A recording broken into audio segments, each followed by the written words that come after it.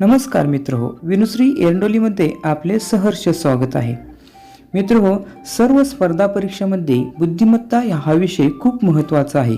तर आजच्या या व्हिडिओमध्ये आपण पाहणार आहोत बुद्धिमत्ता या विषयावरील 2 उदाहरणे. तुम्हाला देखील ही उदाहरणे सोडवता आली तरी त्याची उत्तरे आपण कमेंटमध्ये देऊ शकता. चला तर पाहू बुद्धिमत्तावरील 2 उदाहरणे.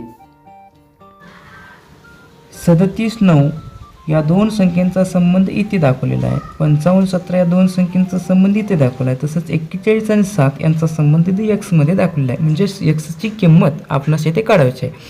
चला तर पाहूया. आपण आता इथे काय केलेलं आहे, तर 37 + 9 यांची बेरीज केलेली इथं. तर 7 आणि 7 14 15 16 6 1 46 ही संख्या बेरीज येते इथं 46. मग 46/2 जर आपण केलं तर ते येते 23. येथील पहिली संख्या आपल्याला मिळाली. त्यानंतरनं 55 + 17 याचं उत्तर येतं इथं 7 आणि 5 12 2 1 5 6 1 7 72. 72/2 36 म्हणजे ही संख्या इथली मिळते. तशाच पद्धतीनं 41 + 7 केलं तर ते 48. मग 48/2 2 4 4 8 24 म्हणजे इथं x ची किंमत आपणाला 24 ही आलेली आहे.